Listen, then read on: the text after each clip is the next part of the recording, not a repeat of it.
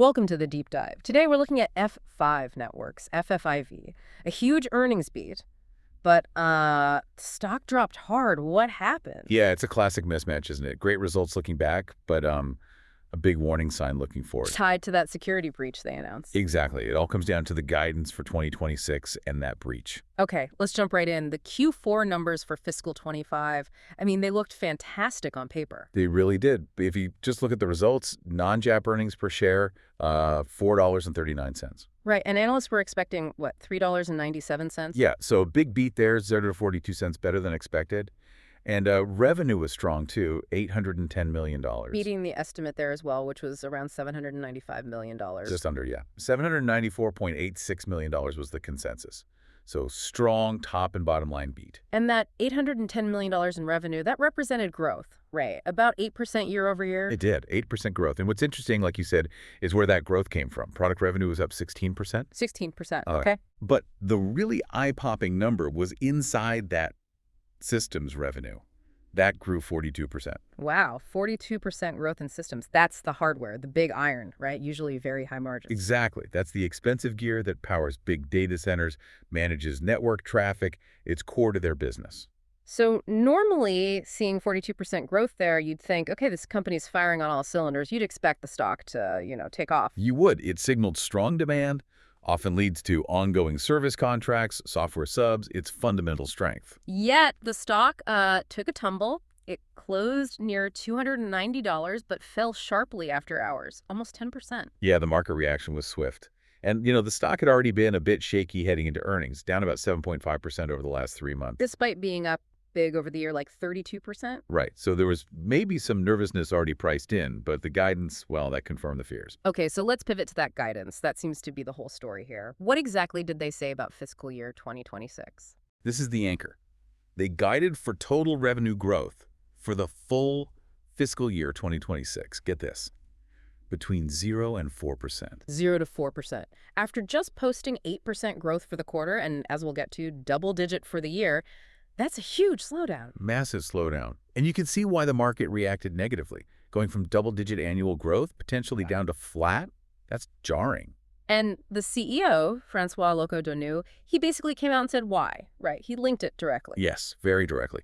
He was quite transparent, saying this low guidance is pretty much entirely because of the security breach they disclosed 2 weeks before the earnings. So it wasn't just general economic concerns or anything like that. It was specific to this incident. That's the key takeaway. He even quantified it. He said without the security incident, the guidance would have been mid-single digits. Mid-single digits. Okay, so let's say, what, 5 to 7% growth? Probably in that ballpark, yeah. So the difference between maybe 6% and the 0 to 4% they guided, they're basically telling us the breach is costing them maybe 3, 4, 5 points of revenue growth for the whole year. That's effectively what they communicated. It puts a real number on the expected damage from this incident. Not just cleanup costs, but real strategic impact on growth. And the timing. Is this a permanent hit or? They're saying it's near term. They expect the impact to be heaviest in the first half of fiscal 26, first couple of quarters. Okay. And they anticipate things starting to normalize, get back on track in the second half of the year. But the market, well, it's pricing in that near-term pain right now.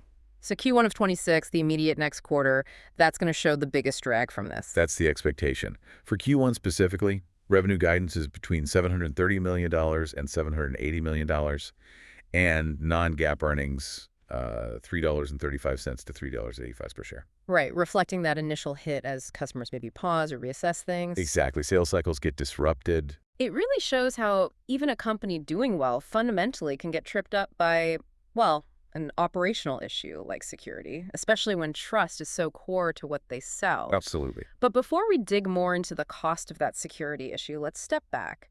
Because fiscal year 2025, the year they just finished, it sounds like it was actually a banner year despite this ending. It really was.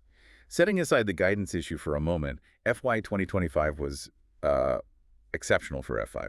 They hit double-digit revenue growth for the first time. Double digits. How much total revenue? $3.1 billion in total revenue. That's up 10% compared to fiscal 24. That's significant scale and growth. $3.1 billion. Yeah. And profitable growth, too, right? They crossed a big milestone there. It did. Over $1 billion in operating profit on a non-GAAP basis. Specifically, $1.086 billion for the year. Wow. What kind of margin does that represent? A very healthy 35.2% non-GAAP operating margin. That's huge for a company mixing hardware, software, and services. Shows real efficiency and pricing power. 35% margin. Okay, so strong top-line growth, crossing $3 billion, very strong profit margins. It makes sense why Investing Pro rated their financial health as great performance. The underlying business looks solid. It does. And the CEO's comments back that up too. He talked about strong momentum driven by, the big secular trends. Like cloud adoption, Yeah. AI. Exactly. Accelerated adoption of hybrid multi-cloud architectures, AI-driven infrastructure needs. These are long-term tailwinds that F5 is positioned to benefit from. So the underlying demand is there, the company's efficient, they're in the right markets. But this operational stumble, the security breach, is causing this near-term friction. That's the narrative. Yeah. It's presented as a temporary headwind affecting customer confidence and buying cycles, not a fundamental breakdown of the business model or demand. Let's talk about that headwind then, the cost of security. Yeah. F5 sells security, so a breach hits them harder reputationally. What are they doing, and what did it actually, cost them in dollars and cents? Operationally, the message is clear. They're raising the bar on security, learning from it, strengthening protections. Lots of focus on working with customers now to secure environments.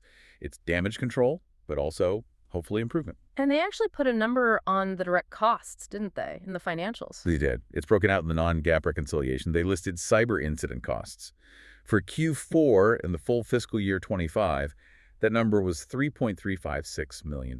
Okay, so about $3.4 million in direct costs for investigation, remediation, that sort of thing. Right. That's the sort of immediate cleanup expense. But as we talked about, that $3.4 million seems small compared to the, potentially hundreds of millions in lost growth suggested by that guidance cut from mid-single digits down to 0.4%. Why the big difference? It's the ripple effect. The $3.4 million is fixing their own systems, the investigation. The much bigger financial impact comes from market disruption, specifically customer disruption. So it's about the customers pausing. Exactly. F5 said they anticipate near-term disruptions to sales cycles because customers are now focused on assessing and fixing their own environments after hearing about F5's incident. That makes sense. If your security vendor has an issue, you double-check your own locks before buying more from them. You pause. Precisely. So customers delay large purchases, they scrutinize things more carefully. That slowdown in decision-making directly translates to that lower revenue forecast, especially in the first half of 26. Okay, so that connects the dots between the breach, the small direct cost, and the much larger impact on forward-looking revenue. But the CEO expects things to normalize in the second half of 26. Is that realistic? Regaining trust in the security space can be tough. That is the critical question for anyone looking at this stock. Management's betting that once the immediate cleanup and checks are done, the underlying demand from cloud and AI projects will pull customers back into normal buying patterns. So the bull case relies on that normalization happening pretty quickly, within, say, 6 to 9 months. Essentially, yes. If customers remain hesitant for longer, if this casts a longer shadow over F5's reputation, then that 0.4% guidance might not even hold and the recovery could take longer. The market's trying to figure out how temporary really is. So wrapping this up, we've got this really stark contrast. An objectively strong Q4, a record-breaking fiscal 25 with $3.1 billion in revenue, great margins, solid financial health overall. All right, fundamentally strong metrics. Completely overshadowed by this guidance for FY26, predicting almost no growth at the low end, explicitly linked to the fallout from the security breach. A quantifiable but hopefully temporary headwind. Yeah, that's the picture. Which leaves us with a key question for you to think about. F5 has put numbers around the breach impact they've guided low for the near term, and they've said they expect normalization later in 2026.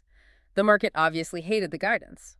But given the underlying strength they showed in FY25, that double-digit growth, the high margins, at what point does the market decide that underlying strength outweighs this temporary security issue? When does the focus shift back to the fundamentals? That inflection point is what everyone's watching. Is the current stock price reflecting a short-term problem appropriately, or is it overreacting? Or perhaps underestimating how long regaining full trust might take. That's the calculation investors need to make.